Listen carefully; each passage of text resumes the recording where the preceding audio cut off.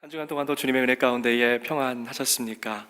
지난 한 해를 되돌아보면서 하나님께 감사를 올려드리는 추수감사 예배로 드립니다. 하나님께 감사를 드리려면 먼저 우리 마음 가운데에 하나님을 향한 사랑이 가득 채워져야만 합니다. 왜냐하면 진정한 감사는 사랑에서부터 시작되기 때문입니다. 하나님 사랑해요 라고 하는 그러한 뜨거운 사랑의 고백이 저와 여러분의 심령 가운데에 오늘 넘쳐나기를 축복합니다. 그런데 곰곰이 따져보면 하나님께 올려드리는 우리의 사랑보다 훨씬 먼저 앞서 있었던 그러한 사랑이 있습니다. 그것은 아버지 하나님께서 저와 여러분을 사랑해 주셨던 그러한 사랑입니다. 마땅히 감사드려야 될 이유를 저는 다른 어떤 것이 아닌 그 하나님 아버지의 사랑에서부터 찾고 싶습니다. 오늘 2부 예배 성전에 나오신 여러분 한 분 한 분 우리 모두를 하나님께서 사랑하십니다. 지금 이 순간도 그 깊고 넓은 사랑의 품으로 저와 여러분을 포근하게 감싸 주십니다. 하나님께서 우리를 너무나 사랑하셔서 독생자 아들 예수 그리스도를 이 땅 가운데에 보내어 주셨습니다. 아들을 기쁨으로 내어주신 사랑, 하나님의 사랑이 바로 복음의 핵심이고 복음의 전부인 것이죠. 하나님의 사랑에는 우리가 나누는 인간적인 사랑과는 차원이 다른 세 가지의 특징이 있습니다. 첫 번째로 하나님의 사랑은 무조건적이고 절대적이라고 하는 것입니다. 가만히 생각해 보면요, 우리가 하나님의 사랑을 받을 만한 아무런 공로도 없고 자격도 없습니다. 단지 하나님의 사랑을 받을 수 있는 딱 한 가지 이유는 저와 여러분이 죄인이라는 것입니다.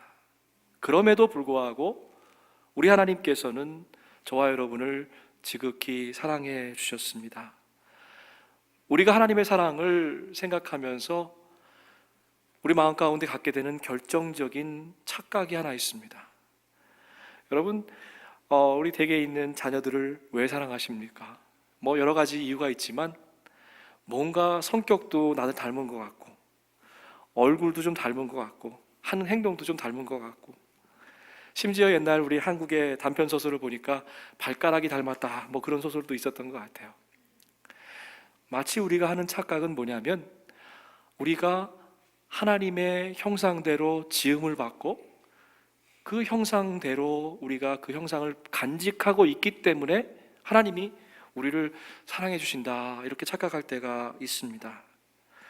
그런데요, 우리 하나님은 하나님 아버지의 거룩한 형상을 간직하고 있는 사람만 쏙 뽑아내서 그분들만 사랑하는 것이 아니라고 하는 것입니다. 하나님의 형상이 뒤틀러져서 왜곡된 모습으로 우리의 삶 가운데 드러나고 심지어는 하나님의 형상의 흔적조차 지니지 못한 채 하루하루를 살아가는 우리를 사랑해 주셨다라고 하는 것입니다. 이것은 마치 태양빛이 가난한 자와 부자를 구별하지 않죠. 따뜻한 태양의 그 광선이 똑똑한 사람과 일자 무식인 사람을 구분하지 않는 것처럼 우리 하나님의 사랑도 무조건적이고 절대적이라는 것입니다. 다른 어떤 피조물보다 위대한 만물의 영장, 인간들은 마치 하나님의 형상을 따라 지음받았기 때문에 하나님의 사랑을 독차지할 거라고 그런 자격이 있다라고 착각하고 있습니다. 그런데 여러분, 우리의 삶을 좀 솔직하게 돌아보십시다. 때로 우리는 하나님을 거부하고 어떻게 하면 그 사랑의 품에서 멀어질까 그렇게 궁리하지는 않습니까? 아버지 집을 또 아버지의 품을 떠났던 탕자를 좀 보시기 바랍니다. 인생의 모든 보화와 하나님이 주신 귀한 달란트를 모두 탕진했다 할지라도 진정한 회개도 없이 그저 배고픈 그 배를 움켜쥐고 집으로 다시 돌아왔다 손 칠더라도, 그럼에도 불구하고 우리 아버지 하나님께서는 아무런 조건도 없이 집 나간 탕자를 사랑으로 맞이해 주셨습니다. 여러분, 혹시 우리가 그런 탕자가 아닙니까? 하나님께서 존귀한 형상대로 최고의 걸작품으로 우리를 빚어주셨는데 우리는 그 하나님의 형상을 헌신짝처럼 다 내던지고 짝퉁 인생처럼 살아가고 있지는 않습니까? 혹시라도 영적인 굶주림 가운데에 아버지 집으로 이제 돌아가야 되겠는데 라고 생각하고 계시지는 않습니까? 하나님이 나 같은 망나니도 다시 받아주실까 고민하면서 아버지 하나님의 사랑을 마음껏 누리지 못하고 계시지는 않습니까? 복음이 여기에 있습니다. 여러분 잘 들으세요. 우리가 먼저 하나님을 사랑한 것이 아니라 하나님이 먼저 우리를 사랑해 주셨다라고 하는 것입니다. 하나님은 우리의 약함과 허물을 아버지 하나님의 사랑으로 넉넉히 감싸 주셨습니다. 여러분, 교만이 뭐예요? 교만을 어떻게 정의하십니까? 저는 교만을 이렇게 정의하고 싶습니다.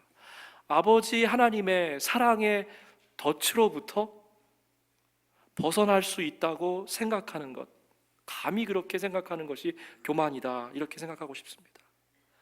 하나님 사랑을 받을 자격이 없다고 여러분 자기 자신을 원망하고 정죄하고 내 마음을 향해서 돌팔매질하고, 그건 역시 교만이라는 거예요. 겸손한 것처럼 보이지만 사실은 그것이 교만이라는 것입니다. 왜 그렇습니까? 하나님의 무조건적이고 절대적인 사랑을 인간적인 사랑의 차원으로 끌어내리기 때문에 그것이 교만이라는 거예요. 하나님의 사랑은 두 번째, 희생적인 사랑입니다. 말과 입술로만의 사랑이 아니라 행함과 진실함이 있는, 더군다나 목숨까지 내어주는 그러한 십자가의 사랑이죠. 여러분, 학교 다니실 때 연애편지 써보셨어요? 한 티네이저가 사랑하는 연인에게 연애편지를 썼습니다. 멋있게 시작합니다. 너를 위해서라면, 너만을 위해서 나는 뜨거운 사막을 건널 수 있고 깊은 바다, 무서운 폭풍우도 두렵지 않아. 심지어 세계에서 가장 높은 에베레스트도 올라갈 수 있어. 이렇게 써놓고요, 저 밑에다가 PS 아시죠? 추신, 조그만 글씨로, 그런데 이번 주 토요일만 빼고 일기예보를 보니까 눈이 온대. 여러분, 희생이 없는 사랑은 전부를 다 내어주는 그러한 사랑이 아니죠. 복음성가 가사가 때로 우리의 가슴을 울릴 때가 있습니다. 정말 신체적인 역경을 하나님의 사랑으로 덮어버린 그런 복음성가 가사는요, 늘 우리에게 충격적인 감동을 줍니다. 이런 가사가 있어요. 나 하나만 있더라도 세상을 지으신 분, 이 세상 가운데 아무도 없고 여러분 한 분만 덩그러니 계시더라도 우리 하나님은 세상 온 것들을, 천지를 다 창조해 주셨다는 거예요. 나 하나만 죄를 짓더라도 나 때문에 십자가를 감당해 주신 주, 여러분 얼마나 큰 감동이 됩니까? 나 하나만 있더라도, 다른 누구도 없더라도 눈물도 없고 고통도 없고 슬픔도 없는 새하늘과 새 땅을 미리 마련해 주신 하나님. 여러분, 우리는 신앙생활하면서 군중 속에 숨을 때가 있어요. 마치 하나님의 사랑이 무조건적이고 절대적인 건 알겠는데 온 인류를 위한 사랑이지 나 자신을 위한 사랑이라는 것을 잊고 살 때가 있습니다. 하나님은 언제나 아무 조건도 없이 그 큰 사랑의 품으로 저와 여러분을 초대해 주십니다. 여러분, 우리가 할 거는 딱 하나밖에 없어요. 그 크신 하나님의 그 사랑의 품을 향해서 믿음을 가지고 돌진하는 것입니다. 그리고 그 하나님의 사랑에 엉겨 앉는 거예요. 그것뿐인 것 같아요. 세 번째로, 하나님의 사랑은 구원의 사랑입니다. 사랑의 목적은 오직 저와 여러분을 구원하시려는 거예요. 착각하지 마십시다. 우리가 구원받는 것은요, 잘나서도 아니고 착해서도 아니고 열심히 봉사해서도 아니라는 거예요.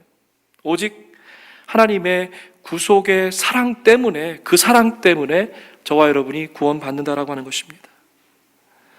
중세의 한 수사가 다음 주일에는 하나님 사랑에 대해서 말씀 나누겠습니다, 이렇게 광고했어요. 그리고 나서 그 수사는 어둠이 성전을 가득 메울 때까지 기다렸습니다. 완전히 깜깜해졌어요. 빛이 딱 완전히 깜깜해졌습니다. 그때 희미한 촛불을 들고 아무 말 없이 성전 앞으로, 제단 앞으로 나갔습니다. 그리고 예수님의 상을 비추기 시작했습니다. 굵은 가시들로 듬성듬성 엮여있는 그 가시 면류관에 촛불을 가까이 가져갔습니다. 두 손에 긴 대못, 옆구리에 깊이 파인 창자국을 희미한 촛불로 비추었습니다. 그리고 나서 촛불을 훅 꺼버리고 아무 말도 없이 성전을 떠났습니다.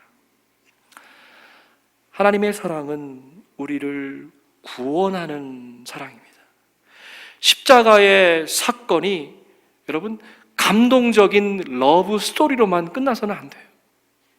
십자가가 물론 우리에게 감동이 되지만 저는 그렇게 생각합니다. 때로 십자가를 바라볼 때마다 우리는 거룩한 충격을 받아야만 합니다. 마치 망치로 머리를 맞는 것처럼 하나님이 나를 위해서 죽으셨다는 그 사실에 충격을 받아야만 하는 것이죠. 이것이 복음입니다. 나를 위해서 주님께서 십자가에 달리셨습니다. 나 같은 죄인을 위해서 의로우신 하나님께서 십자가를 감당하셨습니다. 하나님이 대신 죽으셨습니다. 이보다 더 진한 사랑의 고백은 없는 것이지요. 사랑은 내어주는 것입니다. 아무 조건 없이 소중한 생명도 주는 것입니다. 사랑은 아낌없이 주는 나무입니다. 고귀한 사랑은 가장 비싼 것, 내가 가장 아끼는 것을 주는 것이에요. 여러분, 땡스기빙 되면 대학에 갔던 우리 자녀들이 집에 돌아오고 멀리 갔던 우리 자녀들이 돌아오거나 가서 만나거나 그렇게 하십니다. 가끔 보는 자식인데 여러분 보면 얼마나 사랑스러워요. 그리고 간도 쓸개도 다 빼주고 싶지 않으세요? 그게 사랑이에요. 그런데 우리 주님은 목숨까지도 저와 여러분을 위해서 십자가에서 허락해 주셨다는 것입니다. 하나도 아깝지 않으셨습니다. 왜요? 저와 여러분을 사랑하셨기 때문에 모든 것을, 마지막 땀 한 방울, 마지막 물 한 방울, 피방울까지 저를 위해서 주셨다는 거예요. 하나님은 우리를 구원하시려고 죄 없는 유월절 어린 양을 내어주셨습니다. 자, 이제 오늘 본문 속으로 좀 들어가 봤으면 좋겠습니다. 누가복음 말씀 가운데에 예수님과 10명의 나병 환자 이야기가 나옵니다. 그런데 오늘 이 말씀을 읽으면서 몇 가지 영적인 교훈들을 얻게 돼요. 여러분, 우리는 어떻습니까? 늘 목청 돋으면서 하나님 이것 좀 해주세요, 저것 좀 해주세요, 그렇게 요청하지요. 놀랍게도 그 기도의 응답을 받는 순간 하나님은 금세 잊어버리고 더 이상 기도하지 않는다는 것입니다. 그리고 언제 다시 기도해요? 아쉬운 게 생기면 예외 없이 무릎 꿇고 기도합니다. 오늘 본문 가운데에 나오는 문둥병자는 어떤 사람들입니까? 사회로부터 격리된 사람들입니다. 광야나 동굴 같은 곳에 사람들을 피해서 숨어 살았습니다. 문둥병자들이 길거리에서 사람들을 우연히 마주치면, 멀리서 사람들이 오면 나는 부정한 자요, 나는 부정한 자요 가슴을 치면서 건강한 사람들이 자기를 피해가도록 그렇게 했습니다. 이들은 가정과 사회로부터 철저하게 격리당한 사람들이었습니다. 이들이 주님을 찾아갔고 말씀에 의지해서 제사장에게 나아가는 도중에 깨끗함을 받았습니다. 여기까지는 너무 좋습니다. 그런데 문제는 여기서부터입니다. 병고침을 받았다는 것을 알고도 9명은 계속해서 자기 가던 길을 갔습니다. 아마도 기뻐서 어쩔 줄 모르는 들뜬 마음으로 달려갔을 것입니다. 오직 한 명, 오늘 본문이 이야기하는 이방 사람 한 명만이 되돌아와서 주님께 감사를 드렸습니다. 그것도 큰 소리로, 작은 소리가 아니었죠. 큰 소리로 하나님께 영광을 돌리며 주님 감사합니다 라고 고백했습니다.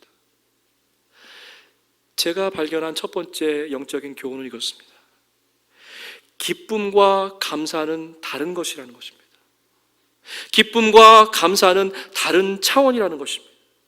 기쁘다고 해서 반드시 감사를 드릴 수 있는 것이 아니라는 것입니다. 10명 모두 들뜬 마음에, 기쁜 마음에 달려갔지만 그 중에 단 한 명만 감사로 되돌아올 수 있었다라고 하는 것입니다. 물론 여러분, 먼저 제사장에게 깨끗한 몸을 보이고 예수님께 다시 나올 수도 있는 상황이었을 겁니다. 어쩌면 9명도 그런 생각을 가졌었는지도 모르겠습니다. 그러나 그것은 단지 핑계에 불과했습니다. 우리 잘 아시잖아요. 경험을 통해서 잘 알잖아요.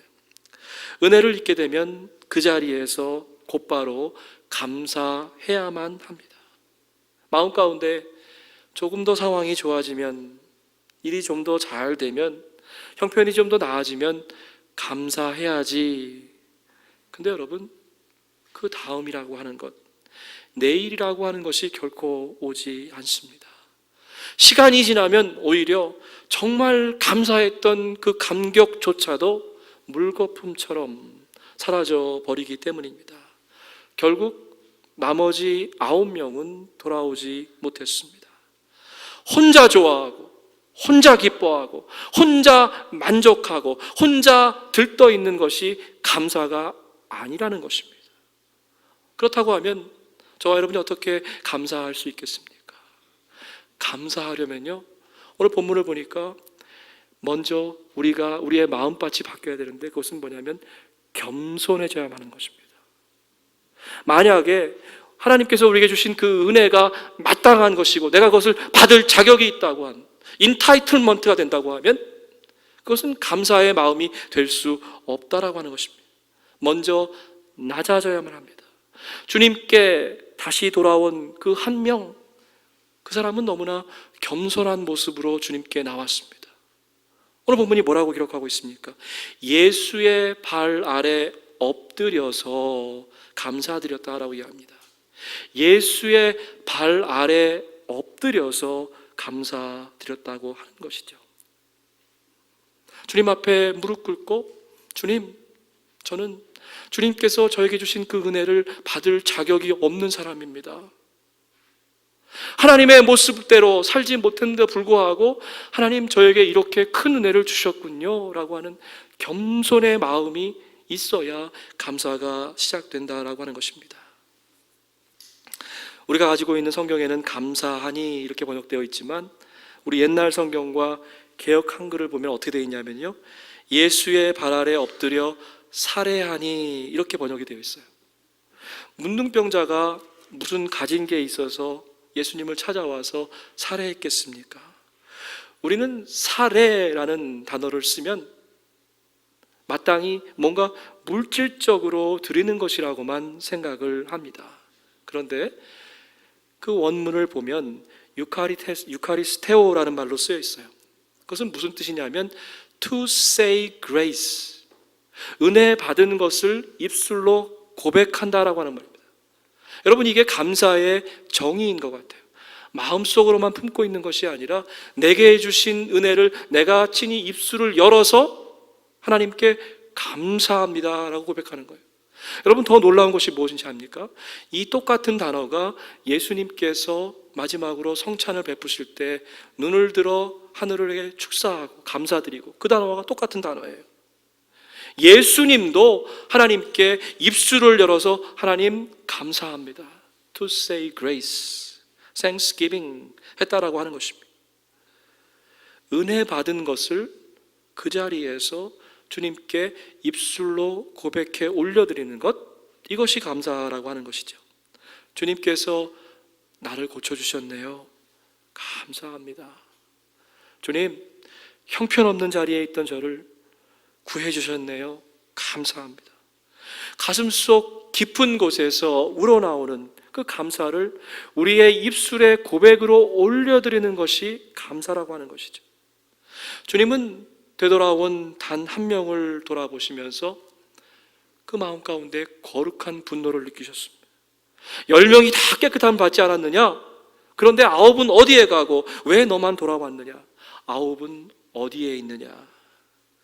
이 9명의 괘씸하고 무례한 배은 망덕함을 지적하고 계시는 것이죠. 감사한 사람에게는, 여러분, 오늘 본문이 주는 마지막 교훈입니다. 건강뿐만이 아니라 구하지 않았던 영적인 축복까지 덤으로 주셨다는 거예요. 오늘 본문 마지막 말씀은 어떻게 기록되어 있습니까? 내 믿음이 너를 구원하였다라고 기록합니다. 육체적인 질병의 회복을 위해서 간구했는데, 그리고 나서 치유받고 나서 주님 감사해요, 주님 감사합니다 라고 고백하니까 구하지 않았던 영적인 강건함마저서 더불어서 축복해 주셨다는 거예요. 가던 길을 되돌아와서 주님께 감사드렸을 때 영육 간의 강건함을 회복받았다라고 하는 것입니다. 감사에는 위대한 힘이 있습니다. 감사 안 하면, 슬쩍 지나가면 이득 본 것 같아요. 때로는 하나님을 좀 속여먹은 것 같기도 합니다. 그런데 사실은 감사하지 않는 것이 결국은 우리의 축복을 가로막는다는 거예요. 그래서 결국은 우리가 손해를 본다라고 하는 것입니다. 왜 그렇습니까? 인간 세상의 셈법과 하늘나라의 계산법이 다르기 때문에 그렇습니다.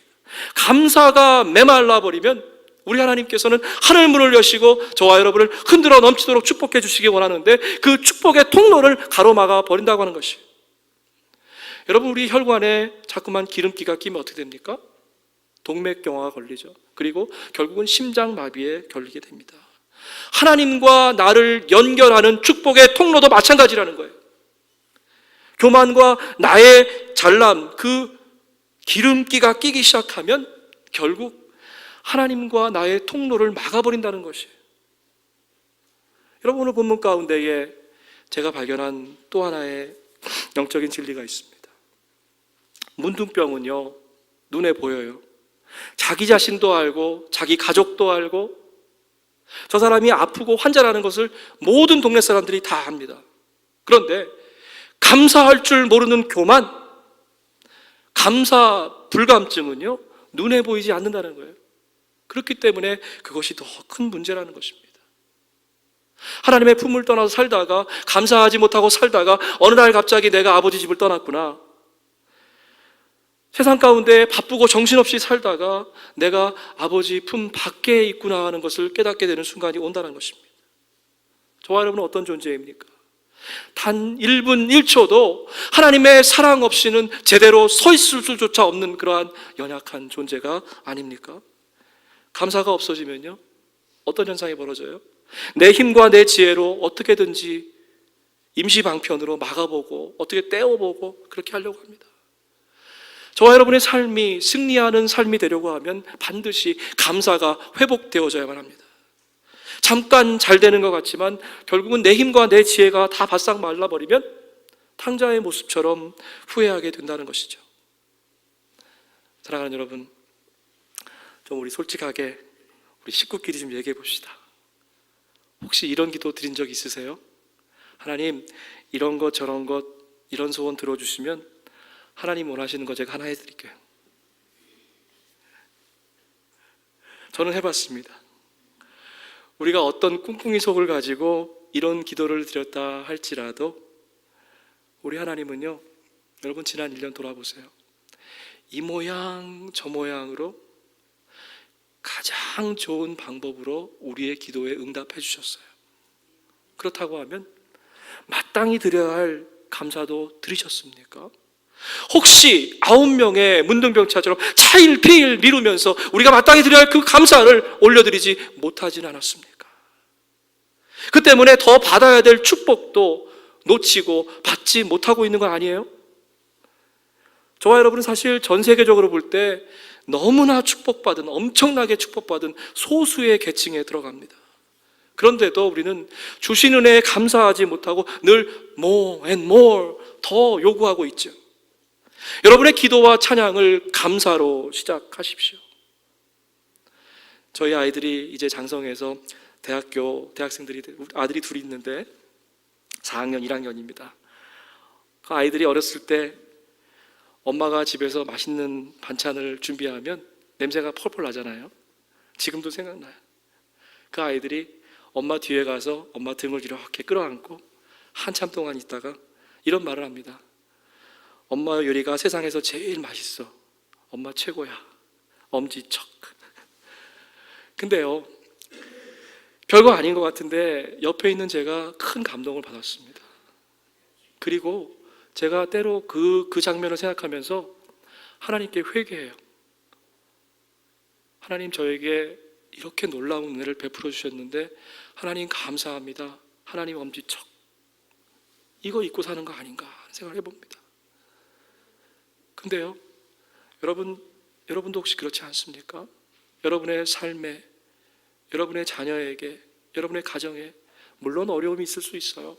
그러나 지나온 시간을 돌아보면서 하나님께서 내게 베풀어 주셨던 은혜가 너무 감사한데, 아버지 하나님 감사합니다.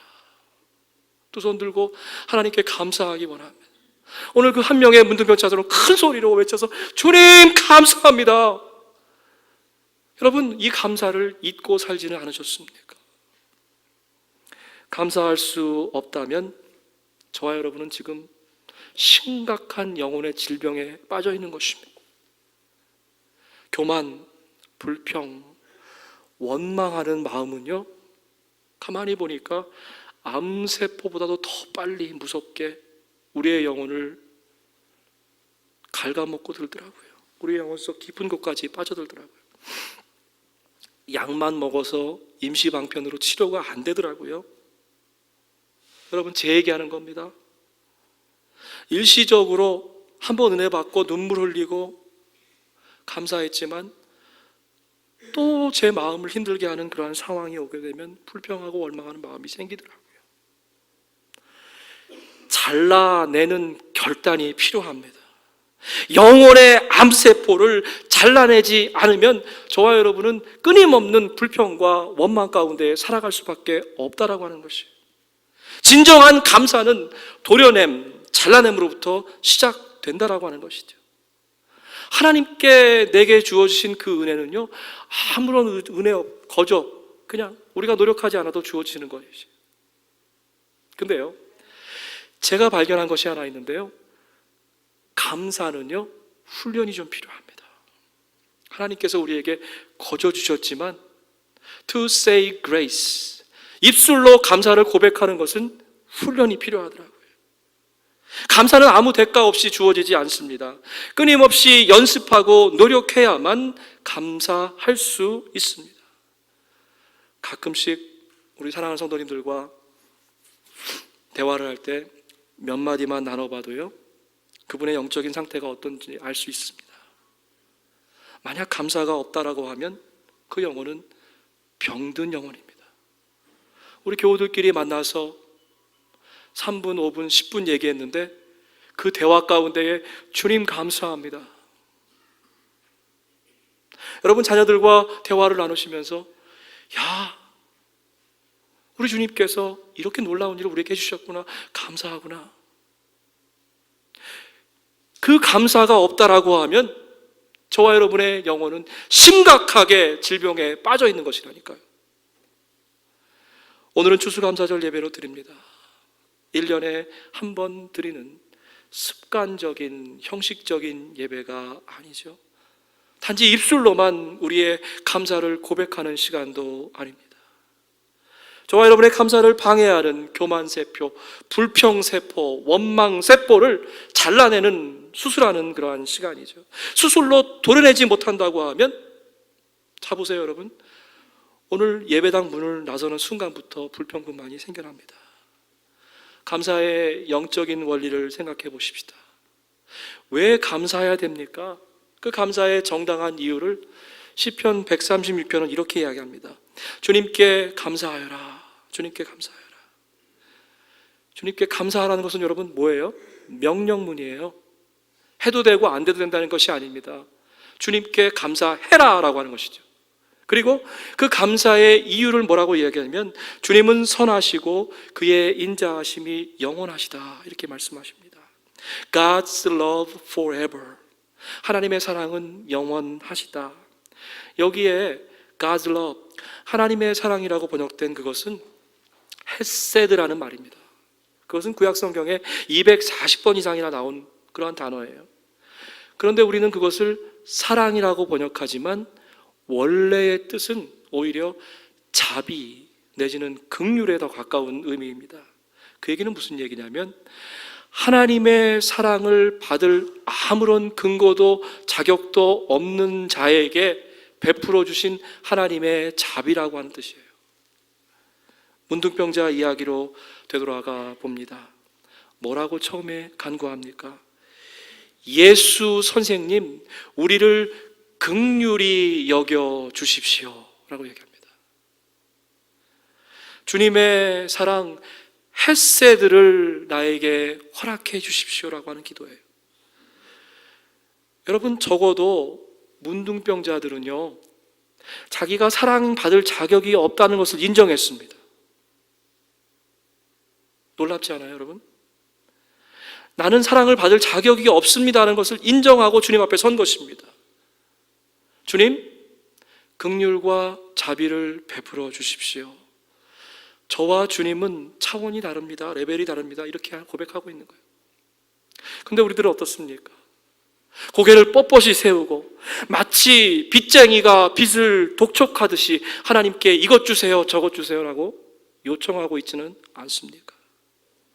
그것도 기도의 응답을 마음 가운데 정해놨어요. 저와 여러분이 원하는 기도 응답은 뭐예요? 지금 당장이라는 것입니다. 성령님께서 우리 마음 가운데 말씀하십니다. 안 돼. 지금이 아니야. 하나님의 시간에 이루어 줄게 라고 하는 것은 기도의 응답으로 생각지도 않는다는 것이죠. 10명 모두 똑같이 어루만져 주셨지만 단 한 명만 그 헤세드의 사랑에 감격해서 감사드렸습니다. 우리도 문둥병자처럼 하나님의 헤세드를 받아 누릴 자격도 없는 사람입니다. 보혈의 공로로 그저 하나님의 딸이다 아들이다 불러주신 그러한 존재이죠. 종종 일이 잘 될 때에, 건강할 때에, 눈에 보이는 축복을 누릴 때에 우리는 하나님께 감사합니다. 그런데요, 진짜 감사해야 될 게 뭡니까? 여러분 좀 오늘 제가 물어볼게요. 진짜 감사해야 될 게 뭐예요? 감사절을 맞아서 죄 때문에 죽을 수밖에 없던 저와 여러분, 죄의 노예로 살아가던 우리가 이제 예수 그리스도의 보혈의 공로로 하나님의 아들과 딸로 우리의 영적인 신분이 바뀌었다는 것, 그것이 하나님께 드려야 될 가장 깊은 감사인 것이죠. 어느 군의관이 이런 놀라운 체험을 했습니다. 여러분 군대 다녀오신 분들은 아시겠지만 가끔 위문품이라고 이렇게 사과장자 같은 데 밖에서 이렇게 옵니다. 그걸 열어보니까 자그마한 포켓용 거울이 있었어요. 그리고 그 거울의 겉면에는 요한복음 3장 16절 말씀이 써 있습니다. 하나님이 세상을 이처럼 사랑하사 독생자를 주셨으니 이는 저를 믿는 자마다 누구든지 멸망하지 않고 영생을 얻게 하려 함이라. 그리고 나서 그 말씀 밑에다가 조그마한 깨알 같은 글씨로 이렇게 써 있습니다. 하나님이 누구를 그토록 사랑하시는지 알고 싶으면 뒷면을 보세요, 이렇게 써 있는 거예요. 그래서 작은 거울을 뒤집었습니다.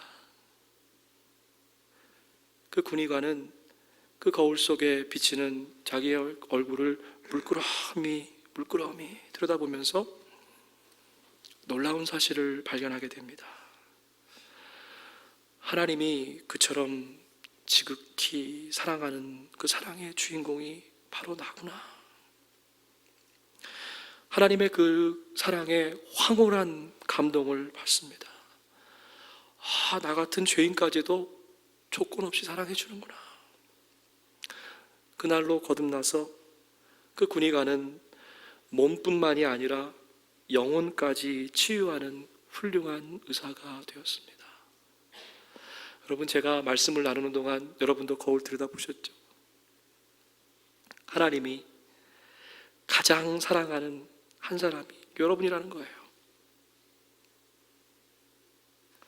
여러분, 단 한 명을 위해서 하나님은 세상을 창조하실 수도 있다는 것. 여러분, 단 한 명의 죄 때문에 예수님이 십자가를 감당하셨다는 거예요. 다른 아무 누구가 아니라 나 한 명 때문에 하나님께서는 새하늘과 새 땅도 창조하신다는 겁니다. 이것이 복음입니다. 여러분의 감사를 미루지 마십시오. 감사는 늘 더 큰 축복으로 저와 여러분을 안내하는 비밀의 통로입니다. 여러분, 경험해 보시면 이 사실을 너무나 잘 알 수 있습니다. 감사는 하나님께로 인도하는, 그분의 더 넓은 은혜의 세계 가운데로 인도하는 그러한 비밀 통로가 된다라고 하는 것입니다. 사랑하는 여러분, 여러분의 삶 가운데에 날마다 감사가 차고 넘쳐나시기를 주의 이름으로 축복합니다. 아멘. 함께 기도하겠습니다. 하나님, 감사합니다. 오늘 저희 앞에 작은 거울을 주신 것 감사합니다. 그리고 또 말씀해 주신 것 감사합니다. 내가 너 하나를 위해서 십자가를 감당했다. 내가 너 때문에 긴 대목과 굵은 창과 가시면류관을 썼다라고 말씀하십니다. 하나님, 이 감사절에 다시 한번 십자가의 사랑을 기억하게 하여 주옵소서. 우리에게 주신 벅찬 구원의 감격이 우리 안에 새롭게 되살아나게 하여 주옵소서. 하나님, 우리의 입술로 온 마음 다해 온 정성 다해 하나님께 감사를 올려드리는 복된 감사주간이 되도록 인도하여 주시옵소서. 감사하옵고 예수님의 이름으로 기도하옵나이다.